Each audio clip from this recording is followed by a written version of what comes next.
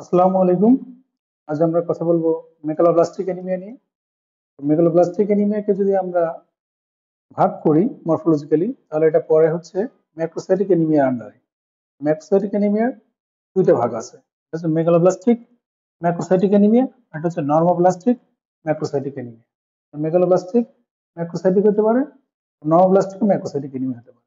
তাহলে মূল পার্থক্যটা কোথায়? মূল পার্থক্যটা হচ্ছে বোন ম্যারোতে। আমাদের বোন ম্যারোতে যদি মেগালোব্লাস্ট থাকে এবং পেরিফেরাল ব্লাডে যদি আমরা ম্যাক্রোসাইট পাই, তাহলে সেটার নাম মেগালোব্লাস্টিক ম্যাক্রোসাইটিক অ্যানিমিয়া। আর যদি বোন ম্যারোতে নর্মোব্লাস্ট থাকে, অর্থাৎ ম্যাক্রোসাইট পাই পেরিফেরাল ব্লাডে, তাহলে সেটার নাম নর্মোব্লাস্টিক ম্যাক্রোসাইটিক অ্যানিমিয়া। বোন ম্যারোতে যে ইরিথ্রয়েড প্রিকারসর গুলো আছে আমরা জানি, যে প্রো ইরিথ্রোব্লাস্ট, আর্লি, ইন্টারমিডিয়েট, লেট ইরিথ্রোব্লাস্ট, এই টাইপের এগুলো যদি নর্মাল রেঞ্জের ভিতরে থাকে সাইজ এবং চেহারা, তাহলে এটা নর্মোব্লাস্ট। কিন্তু যদি এদিকে আবার ম্যাক্রোসাইট পাই, তাহলে সেটার নাম নর্মোব্লাস্টিক ম্যাক্রোসাইটিক অ্যানিমিয়া, যেমন লিভার ডিজিজে হয়, অ্যালকোহলিজমে হয়। আর মেগালোব্লাস্টিক ম্যাক্রোসাইটিক অ্যানিমিয়া, যে বন্য যে ইরিথ্রয়েড প্রিকারসরের সিরিজটা আছে, প্রতিটা স্টেজেই যদি সাইজ আগের থেকে বড় হয় এবং নিউক্লিয়ার কিছু চেঞ্জ আছে, যেমন ওপেন ক্রোমাটিন থাকে, ফুল ক্রোমাটিন, এগুলো যদি থাকে, তাহলে মেগালোব্লাস্ট বলবো সেটাকে আমরা। মেগালোব্লাস্ট থাকবে, সাথে ম্যাক্রোসাইট পাবো। এই হচ্ছে মেগালোব্লাস্টিক ম্যাক্রোসাইটিক অ্যানিমিয়া। এর কজ কি? এর কজ হচ্ছে ভিটামিন বি টুয়েলভ ডেফিসিয়েন্সি এবং folic acid deficiency. Vitamin B twelve আর ফলিক অ্যাসিড কি জন্য, মানে কি কাজে লাগে? আমাদের আমাদের কাজে লাগে ডিএনএ সিনথেসিস হইতে।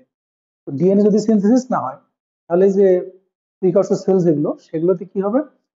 নিউক্লিয়ার ম্যাচুরেশনটা হবে না, কিন্তু সাইটোপ্লাজমিক ম্যাচুরেশন হতেই থাকবে।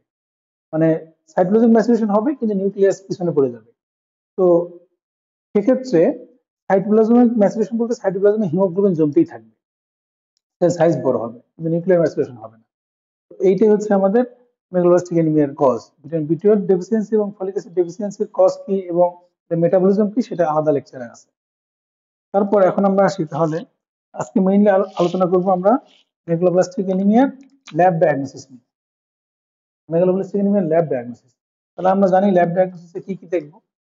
মেগালোব্লাস্টিক অ্যানিমিয়ার মূল পয়েন্ট গুলো কি দেখবো? একটা দেখবো হচ্ছে ব্লাড। ব্লাডে আমরা কি কি দেখবো, মানে সিবিসি, যেটা আমরা সিবিসি তে কি কি দেখবো? সিবিসি তে দেখবো প্রথম হচ্ছে হিমোগ্লোবিন পার্সেন্টেজ কেমন। হিমোগ্লোবিন পার্সেন্টেজ কি হবে? যেটা এনিমিয়া, তাহলে তো হিমোগ্লোবিন কমবে এবং আরবিসি কমবে। এই তো এনিমিয়ার ধারণাই তো আরবিসি রেড সেল ম্যাচ কমে যাওয়া, তাহলে এগুলো কমবে। সাথে এটা যেহেতু ডিএনএ ম্যাচুরেশনের সমস্যা, মানে নিউক্লিয়ার ম্যাচুরেশনের সমস্যা, তো শুধু এটা ইরিথ্রয়েড সিরিজকে যে এফেক্ট করবে তা না, গ্রানুলোসাইট এবং মেগাক্রোসাইট এই সিরিজগুলোকে এফেক্ট করবে বোন ম্যারোতে, যার কারণে সবই মোটা দাগে কম প্রোডাকশন হবে। যার কারণে আমরা ডাব্লিউবিসি কম পাবো, প্লেটলেট কম পাবো। মোটামুটি একটা প্যানসাইটোপেনিয়ার মতো ফিচার হবে, যে মেইনলি যদিও আরবিসির সমস্যা, আরবিসি কম পাবো, ডাব্লিউবিসি নর্মাল হতে পারে কিন্তু কম থাকে সাধারণত, প্লেটলেটও নর্মাল হতে পারে কিন্তু কম থাকে সাধারণত, তাহলে প্যানসাইটোপেনিয়ার মতো একটা ফিচার পাবো। এখন এখানে তো শেষ না, আমাদের আর কি কি দেখতে হবে ব্লাড পিকচারে, মানে সিবিসি তে ব্লাড পিকচারে আমরা কি দেখি? আরবিসির সাথে, আরবিসির তো নাম্বার কমে গেলে আমরা জানি, সাথে আর কিছু আমরা রেড সেল ইন্ডিসেস দেখি। এই রেড সেল ইন্ডিসেস গুলো কি কি আমরা সবাই জানি? এটা হচ্ছে M C V, M C H আর M C H C. Mean corpuscular volume, mean corpuscular haemoglobin, mean corpuscular haemoglobin concentration. তাহলে মিন কর্পাসকুলার হিমোগ্লোবিন কেমন হবে? আমরা বলেছি প্রথমেই যে আরবিসি ম্যাক্রোসাইট, মানে আগের চেয়ে বড় হবে। আরবিসি চেহারা আগের চেয়ে বড় হবে, মানে ভলিউম বেড়ে যাবে, মিন কর্পাসকুলার ভলিউম বাড়বে আরবিসির। ঠিক আছে, আসলে মিন কর্পাসকুলার হিমোগ্লোবিন কেমন হবে? তো আমরা প্রথমে বলেছি যে সাইটোপ্লাজমিক হিমোগ্লোবিনাইজেশন হইতে থাকবে, যদিও নিউক্লিয়ার ম্যাচুরেশন হচ্ছে না, তাহলে হিমোগ্লোবিন বেড়ে যাবে। তো সেলের সাইজ যেমন বেড়ে গেছে, ভলিউম যেমন বেড়ে গেছে, হিমোগ্লোবিনও বেড়ে গেছে। প্রতিটা সেলে হিমোগ্লোবিনের অ্যামাউন্টও আগের থেকে বেশি। এটা যদি নর্মোসাইট হয়, এটা হচ্ছে এটা বড় সেল, এমসিবি বেড়ে গেছে।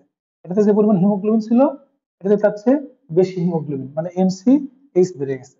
আর এমসিএইচ এটা হচ্ছে এখানে ইম্পর্টেন্ট পয়েন্ট, এটা হচ্ছে নর্মাল। এটা পরীক্ষাতে ধরবে, এমসিএইচসি নর্মাল থাকবে। কেন নর্মাল থাকবে? কারণ হচ্ছে এমসিএইচসি হচ্ছে হিমোগ্লোবিন কনসেন্ট্রেশন, মানে কনসেন্ট্রিক্যালি কতটুকু, কত পার্সেন্ট। তো এখানে দেখেন ভলিউমও বেড়ে গেছে, সেই তুলনায় হিমোগ্লোবিনও বেড়ে গেছে। তার মানে দুটো আলাদা আলাদা বেড়ে গেলেও কনসেন্ট্রেশনটা আগের মতোই আছে, কারণ দুটোই বেড়ে গেছে। যেমন আমরা উদাহরণ দিতে পারি, এই যে আমরা শরবত খাই ইফতারে, এখন ইফতারে যে শরবত বানাচ্ছি, ধরা যাক এটা আমার শরবতের জাগ, এখানে শরবত আছে এতটুকু, মানে পানি আছে আর চিনি আছে, এগুলো চিনির দানা। তো আমরা যদি এখন একটু পানি বাড়ায় দিই এই শরবতের ফ্লাস্কে বা জারে, তাহলে কি ভলিউমটা বাড়ে। ভলিউমটাকে আমরা ধরলাম এমসিভি হিসেবে, তো ভলিউমটা টোটাল ভলিউম বাড়লো পানি বাড়ার কারণে। তাতে আমি এবার একটা চিনি মিক্স করলাম, তাহলে চিনি মিক্স করলে চিনির অ্যামাউন্টটা বাড়লো, মানে এমসিএইচ, হিমোগ্লোবিন, হিমোগ্লোবিন অ্যামাউন্ট বাড়লো, চিনিটাও ধরা যাক হিমোগ্লোবিন। তাহলে কনসেন্ট্রেশন কেমন থাকলো? এটা আগের মতোই, কারণ দুটোই বাড়ায় দিয়েছি, তাহলে এমসিএইচ নর্মাল থাকবে। এখন এখানে কিছু কথা না বললেই নয়, সেটা হচ্ছে এই যে এমসিবিটা বাড়ে, এমসিবি বাড়লেই সেটার কষ্ট কি আসলে ভিটামিন বি টু বা ফলিক অ্যাসিড ডেফিসিয়েন্সি? তা তো না, মানে ম্যাক্রোসাইটিকের কষ্ট আরো আছে। এটা আমরা মোটামুটি যদি এমসিবি মানে মোর দ্যান 100 ml হলে তো আমরা সাধারণত বলি ম্যাক্রোসাইট। তো 110 এর উপরে যদি যায় এমটোলিটার, মোর দ্যান 110 এমটোলিটার, তাহলে মোটামুটি সাজেস্টিভ অফ মানে ভিটামিন বি টুয়েলভ বা ফলিক অ্যাসিড ডেফিসিয়েন্সি। কিন্তু যদি সেটা 130 বেশি যায়, তাহলে মোটামুটি এটা কনফার্ম যে এটা ভিটামিন বি টুয়েলভ বা ফলিক অ্যাসিড ডেফিসিয়েন্সির কারণে হয়েছে। ঝামেলাটা হচ্ছে এই 100 থেকে 110, এই রেঞ্জটা, এই রেঞ্জ থাকলে অত মানে কনফার্ম হওয়া যায় না। তখন আমরা পিডিএফ দেখি, যদি দেখা যায় যে এই রেঞ্জ আছে, এই 100 থেকে 110 ফ্যামিলিটারের মধ্যে হচ্ছে এমসিভি, সাথে আমরা পিডিএফ এ পেলাম হাইপার সেগমেন্টেড নিউট্রোফিল বা ম্যাক্রো ওভালোসাইট, তাহলে হচ্ছে আমরা ধরে নিই যে বিটিএফ বা ফলিক ডেফিসিয়েন্সির কারণে হয়েছে। কিন্তু দেখা গেল যে না, এই রেঞ্জে আছে সাথে টার্গেট সেল আছে প্রচুর, তাহলে ধরে নিই লিভার ডিজিজ। অথবা এই রেঞ্জের সাথে হচ্ছে পলিক্রোমাসিয়া আছে, পলিক্রোমাটিক সেল আছে পেরিফেরাল ব্লাডে, তাহলে ধরে নিই এটা হিমোলাইটিক ডিজিজ হতে পারে, এরকম আর কি। আমরা তাহলে ব্লাডের মোটামুটি এই ফাইন্ডিংস, এখান থেকে আমরা পরের ধাপে চলে যাব। এবার যাবো পিভিএফ। তাহলে পিভিএফ বা পেরিফেরাল ব্লাড ফিল্ম আমরা কি পাবো? পেরিফেরাল ব্লাড ফিল্মটাও এখানে খুব ইম্পর্টেন্ট ম্যাক্রোসাইটিক বা মেগালোব্লাস্টিক অ্যানিমিয়ার জন্য। পিভিএফ, পিভিএফ এর জন্য আমরা কি কি দেখবো? তিনটা জিনিস, একটা হচ্ছে আরবিসির কি কি সেন্স, ডাব্লিউবিসির কি কি সেন্স, আর হচ্ছে প্লেটলেট এর কি সেন্স আছে। তো পিভিএফ আমরা আরবিসিতে কি পাবো? খুবই ইম্পর্টেন্ট কথা, খুবই ক্যারেক্টারিস্টিক্স, ওভাল ম্যাক্রোসাইট, মানে সেল সাইজ বড় এবং সেটা ওভাল শেপ। ওভাল মানে কি? ওভাল মানে ডিমের মতো, একটু পুরোপুরি রাউন্ড না, তাহলে হচ্ছে ওভাল ম্যাক্রোসাইট, এটা হচ্ছে ইম্পর্টেন্ট কথা। বা একসাথে আমরা বলি ম্যাক্রো ওভালোসাইট, এটা হাইলি ক্যারেক্টারিস্টিক্স, এটা পরীক্ষায় ধরবে ম্যাক্রো ওভালোসাইট। আর বেশি আমরা কি পাবো? ম্যাক্রো ওভালোসাইট। সাথে পাবো হচ্ছে অ্যানাইসোপাইগ্লোসাইটোসিস। অ্যানাইসোপাইগ্লোসাইটোসিস আমরা জানি সাইজ ভেরিয়েশন আর শেপ ভেরিয়েশন থাকবে, মাপ। আর কি থাকবে? এর থেকে আমরা বললাম ম্যাক্রো ওভালোসাইট কিন্তু ইম্পর্টেন্ট পয়েন্ট, অ্যানাইসোপাইগ্লোসাইটোসিস বললাম। আর কি বলবো? আর বলবো যে কিছু ইনক্লুশন থাকতে পারে। ইনক্লুশন, এটা কি কি? তিনটা নাম আমরা পড়বো, এটা হচ্ছে হাওয়েল জলি বডি, আরেকটা হতে পারে হচ্ছে ক্যাবুট রিং থাকতে পারে, এটা রেয়ার। আর হচ্ছে বেজোফিলিক স্টিপলিং, বেজোফিলিক স্টিপলিং। তো হাওয়েল জলি বডি এটা কি আসলে? এটা হচ্ছে ডিএনএ রেমনেন্ট। যদি আরবিসি তে ডিএনএ রেমনেন্ট থেকে থাকে, মানে নিউক্লিয়ার ম্যাচুরেশন ঠিক মতো হয় না, সেই জন্য যদি ডিএনএ রেমনেন্ট থেকে থাকে, আরবিসি তে যে ডিএনএ টিএনএ থাকে এগুলো কিন্তু ক্লিয়ার হয়ে যায় ম্যাচুরেশনের সময়, স্প্লিন ক্লিয়ার করে। তাহলে যদি স্প্লিন না থাকে, স্প্লিন একটু মতো থাকে, আর হাওয়েল জলি বডি পাওয়া যেতে পারে। মানে একটা আরবিসির ভিতরে, একটা আরবিসি এর ভিতরে এরকম একটা, এই যেখানে নিউক্লিয়ার রেমনেন্ট পড়ে আছে, এটা হচ্ছে হাওয়েল জলি বডি, পার্পল কালারের। হাওয়েল জলি বডি মেগালোবাস থেকে নেমে পাইতে পারি, অথবা স্প্লিনের মধ্যে পেতে পারি। আর কি বলছি? Basophilic stippling. Howell Jolly body হচ্ছে রেমনেন্ট অফ ডিএনএ, আর বেজোফিলিক স্টিপলিং হচ্ছে remnant of RNA and ribosomal RNA. Ribosome, ribosome এবং আরএনএ এর হচ্ছে যদি রেমনেন্ট থাকে, তাহলে বেজোফিলিক স্টিপলিং এটা পাওয়া যেতে পারে, লেড পয়জনিং পাওয়া যেতে পারে। আর মেগালোবাস থেকে নেমে তো নাম বললামই, মেগালোবাস্টিকমে পাওয়া যেতে পারে, অ্যালকোহলিজমে পাওয়া যেতে পারে বেজোফিলিক স্টিপলিং। এটা কি রকম হবে? যদি এই আমার আরবিসি সাথে হচ্ছে এরকম যদি আরবিসি জুড়ে থাকে, বেজোফিলিক স্টিপলিং, স্টিপের মধ্যে গুড়া গুড়া, বেজোফিলিক ডট ডট ডট থাকে, গুড়া গুড়া থাকে। আর ক্যাবোট রিং, আরবিসির ভিতরে যদি একটা রিং শেপ থাকে, এই আমার আরবিসি, এই হচ্ছে রিং শেপ, অথবা এইরকম, হ্যাঁ, এইট শেপ, এরকম যদি থাকে তাহলে এটা হচ্ছে ক্যাবোট রিং, এটা একটু রেয়ার ফাইন্ডিং, বলে থাকতে পারে।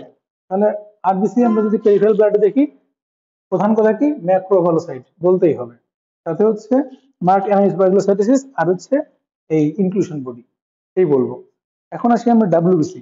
ডাব্লিউবিসি আমরা কি জানি যে কাউন্ট কেমন হয়, কাউন্টও তো আমরা দেখতে পারি পেরিফেরাল ব্লাডে। তো কাউন্ট কেমন হয় আমরা প্রথমে জানি যে কমে যায়, কাউন্ট কমে যাবে, তাহলে এটা হচ্ছে ফার্স্ট কথা। আর কি খুবই important, hyper segmented neutrophil. Hyper, এটা ইম্পর্টেন্ট পয়েন্ট, হ্যাঁ, হাইপার সেগমেন্টেড নিউট্রোফিল। আর নিউট্রোফিলকে হাইপার সেগমেন্টেড বলবো কখন? নিউট্রোফিলের নর্মাল লোক কত, তার চেয়ে বেশি সেগমেন্টেশন থাকবে। নিউক্লিয়াসের সেগমেন্ট যদি আমরা ধরি নর্মালি 3টা থেকে 5টা বা 2টা থেকে 5টা, 3টা থেকে 5টা, তো যদি কারো এমন থাকে যে ব্লাডে যত তার নিউট্রোফিল আছে তার মোর দেন 5% নিউট্রোফিলের, মোর দেন 5% নিউট্রোফিলের 5টা করে লোব আছে, 5টা করে লোব মোর দেন 5% নিউট্রোফিল, তাহলে সেটাকে আমরা হাইপার সেগমেন্টেড বলতে পারবো। মানে একটা, দুইটা, চারটা নিউট্রোফিলের মধ্যে আমরা 5টা লোব দেখলাম নিউক্লিয়াসের, তাকে দেখে হাইপার সেগমেন্টেড বলা যাবে না। তাহলে মোর দেন 5 নিউট্রোফিলে, 5% নিউট্রোফিলে যদি 5টা লোব থাকে তাহলে আমরা হাইপার সেগমেন্ট বলতে পারবো। অথবা ইভেন সিঙ্গেল নিউট্রোফিলেও যদি 6 লোবস থাকে, নিউট্রোফিলিক লোব, নিউক্লিয়ার লোব যদি 6টা থাকে, একটাতেও যদি থাকে, তাহলে সেটাকে আমরা হাইপার সেগমেন্টেড নিউট্রোফিল বলতে পারবো। এই হলো আমাদের হাইপার সেগমেন্টেড। এটা শুধু যে মেগালোব্লাস্টকেই পাওয়া যায় তা না, সিভিয়ার আয়রন ডেফিসিয়েন্সি অ্যানিমেলে হাইপার সেগমেন্টেড নিউট্রোফিল পাওয়া যেতে পারে। মাইলো প্রলিফারেটিভ ডিসঅর্ডার গুলোতেও পাওয়া যেতে পারে, অথবা renal failure, chronic renal failure hyper segmentation পাওয়া যেতে পারে। যেমন হচ্ছে প্লেটলেট, প্লেটলেট কি আমরা আগেই জানি যে মাইল্ড থ্রোম্বোসাইটোপেনিয়া পাবো, আর তেমন কোনো রেজিস্ট্যান্স পাবো না। এখন আমরা আসি তাহলে ব্লাড গেল, পেরিফেরাল ব্লাড ফাইন্ডিং গেল, এখন আসি আমরা bone marrow. Bone marrow finding কি পাবো, এটাও ইম্পর্টেন্ট, হ্যাঁ। বোন ম্যারো, ওই যে আমরা প্রথম থেকে বলে আসতেছিলাম যে মেগালোব্লাস্ট, এখানে কিন্তু মেগালোব্লাস্ট পাবো, এটা একটা ভাইবার কোশ্চেন যে মেগালোব্লাস্ট পেরিফেরাল ব্লাডে পাওয়া যেতে পারে, কিন্তু এটা উত্তর না। উত্তর হচ্ছে মেগালোব্লাস্ট কোথায় পাওয়া যায় যদি প্রশ্ন করা হয়, তাহলে হচ্ছে আমরা বোন ম্যারোতে মেগালোব্লাস্ট পাবো। আর পেরিফেরাল ব্লাডে ম্যাক্রোভালোসাইট। পেরিফেরাল ব্লাডে মেগালোব্লাস্ট বলার দরকার নেই, লেখার দরকার নেই। তাহলে বোন ম্যারোতে আমরা যে পয়েন্ট গুলো পড়ি সেগুলো আমরা সবাই জানি আশা করি। সেটা হচ্ছে সেলুলারিটি। সেলুলারিটি কি হবে? সেলুলারিটি বাড়বে, বোন ম্যারোতে সেলুলারিটি বাড়বে। কেন বাড়বে? সেটা হচ্ছে বোন ম্যারো কম্পেনসেট করার চেষ্টা করবে, যেহেতু আমার এনিমিয়া আছে কম্পেনসেট করে বেশি বেশি প্রোডাকশনের চেষ্টা করবে। এটা একটা কথাই। এখানে আরেকটা মেকানিজম বলে নেই, যে সেটা হচ্ছে এই যে আমার মেগালোব্লাস্ট গুলো তৈরি হতেছে, প্রচুর মেগালোব্লাস্ট তৈরি হতেছে বোন ম্যারোতে, এগুলো আসলে নর্মাল না। নর্মাল যেহেতু না, এটা অ্যাপোপ্টোসিস হবে কিছু। আবার নর্মাল যেহেতু না, এটা ফ্যাগোসাইটোসিসও করবে, যে ম্যাক্রোফেজ গুলো আছে। তাহলে যদি ফ্যাগোসাইটোসিস হয়, অ্যাপোপ্টোসিস হয়, এরা মারা যাবে, আর্লি ডিস্ট্রাকশন হবে। আর্লি ডিস্ট্রাকশন যখন হবে, এনিমিয়া হইতেছে আমার শরীরে, যেহেতু আসতেছে না এরা আর ম্যাচিউর হতে পারতেছে, এনিমিয়া হইতেছে। এনিমিয়া হলে কিডনি থেকে কি আসবে? ইরিথ্রোপয়েটিন। ইরিথ্রোপয়েটিন কি করবে? বোন ম্যারোতে সেলুলারিটি বাড়ায় দেবে। কোন ধরনের সেলুলারিটি বাড়াবে? ইরিথ্রয়েড হাইপোপ্লাসিয়া হবে। তাহলে সেলুলারিটি বাড়বে। মাইলয়েড ইরিথ্রয়েড রেশিও কি হবে? আমরা জানি মাইলয়েড, এটা তো একটা রেশিও। উপরে মাইলয়েড, নিচে ইরিথ্রয়েড, ইরিথ্রয়েড তো বেড়ে যাচ্ছে, ইরিথ্রয়েড হাইপোপ্লাসিয়া হইতেছে। তাহলে হর আর লব নিচেরটা যদি বেড়ে যায়, তাহলে রেশিওটা কমবে, তাহলে এটা কমলো। এখন ইরিথ্রয়েড সিরিজের কি হবে? আমরা তো বলেই দিলাম ইরিথ্রয়েড হাইপোপ্লাসিয়া। কি রকম হাইপোপ্লাসিয়া? মেগালোব্লাস্টিক ইরিথ্রয়েড হাইপোপ্লাসিয়া, মেগালোব্লাস্টিক মানে মেগালোব্লাস্ট হবে।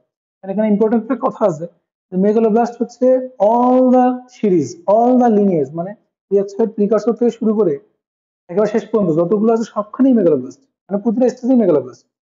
মানে প্রোইরিথ্রোব্লাস্ট তার পরিবর্তে প্রোমেগালোব্লাস্ট, আর্লি ইরিথ্রোব্লাস্ট তার পরিবর্তে আর্লি মেগালোব্লাস্ট, ইন্টারমিডিয়েট ইরিথ্রোব্লাস্ট তার পরিবর্তে ইন্টারমিডিয়েট, সরি, হ্যাঁ, তার পরিবর্তে ইন্টারমিডিয়েট মেগালোব্লাস্ট, মানে প্রতিটা স্টেপেই মেগালোব্লাস্ট হবে। কিন্তু ম্যাক্সিমামই হবে হচ্ছে প্রথম দুইটা, প্রোমেগালোব্লাস্ট আর আর্লি মেগালোব্লাস্ট। মোর দেন 50% সেল থাকবে এই স্টেজে, মানে বাকি আর ম্যাচুরেশন হবে না। এটাকে বলা হয় ম্যাচুরেশন অ্যারেস্ট।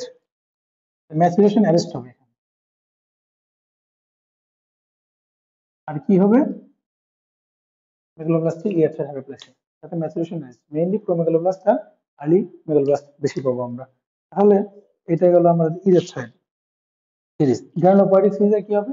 ওই বললাম যেহেতু ডিএনএ সমস্যা, সবারই সমস্যা, তাহলে গ্রানুলোপয়েডিক সেলগুলো লার্জ হবে, গ্রানুলোসাইট সিরিজের সেলগুলো লার্জ হবে। মেইনলি কোনটা হবে এখানে? মেইনলি হচ্ছে জায়ান্ট মেটামায়োলোসাইট, মেটামায়োলোসাইট এবং পরের স্টেজটা স্টেপ ফর্ম। তাহলে এখানে হচ্ছে গ্রানুলোতে হচ্ছে মেটামায়োলোসাইট আর হচ্ছে স্টেপ ফর্ম, এই দুটো গ্রানুলোসাইটের সিরিজের জন্য। আর প্লেটলেটের জন্য কি মানে মেগাকারিসাইটের জন্য অ্যাটিপিক্যাল মেগাকারিসাইট পাওয়া যাবে। এই হচ্ছে আমাদের বোন ম্যারো ফাইন্ডিং, এখানেই শেষ নয়। এরপরে আমাদের দেখতে হবে স্পেশাল কিছু টেস্ট আছে। আমরা মেইনলি কি জানি, ভিটামিন বি12 আর ফলিক অ্যাসিড ডেফিসিয়েন্সি। ভিটামিন বি12 এর জন্য হচ্ছে টেস্ট কি কি করবো আমরা, একটা হচ্ছে সেরাম ভিটামিন বি12 আছে, এটা আমরা করতে পারি সেরাম ভিটামিন বি12 আছে। তো এই বি12 ব্যাসের জন্য দুইটা টাইপ আছে, একটা মাইক্রোবায়োলজিক্যাল অথবা রেডিওআইসোটোপ। মাইক্রোবায়োলজিক্যাল এগুলো আসলে রিপ্রোডিউসিবল না, যার কারণে এগুলো বাদ হয়ে গেছে মোটামুটি, এখন রেডিওআইসোটোপ বেসে করা হয়। তাহলে আর কি হতে পারে, রেডিও অ্যাক্টিভ ভিটামিন বি12 অ্যাবজর্পশন টেস্ট, এটাকে আমরা বলি কিলিং টেস্ট। আর সেরাম মানে ফলিক অ্যাসিড এর জন্য করতে পারি সেরাম ফোলেট আছে আর রেড সেল ফোলেট আছে।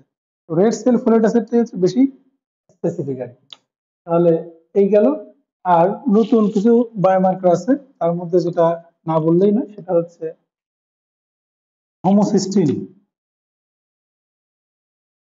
হোমোসিস্টিন আর হচ্ছে মিথাইল ম্যালোনিক অ্যাসিড, মিথাইল ম্যালোনেট, এই দুটো দেখা যেতে পারে। এই দুটো কেন বাড়ে সেটা হচ্ছে বি12 বা ফলিক অ্যাসিডের লেকচারে পাওয়া যাবে। এখন হোমোসিস্টিন এবং মিথাইল ম্যালোনিক অ্যাসিড এই দুটোই বাড়বে হচ্ছে বি12 ডেফিসিয়েন্সিতে, কিন্তু ফলিক অ্যাসিড ডেফিসিয়েন্সিতে শুধু একটা বাড়বে, হোমোসিস্টিনটা বাড়বে, এটার সাথে ফলিক অ্যাসিডের সম্পর্ক নাই। তাহলে এই হচ্ছে আমাদের মোটামুটি মেগালোব্লাস্টিক অ্যানিমিয়া। থ্যাংক ইউ সবাইকে।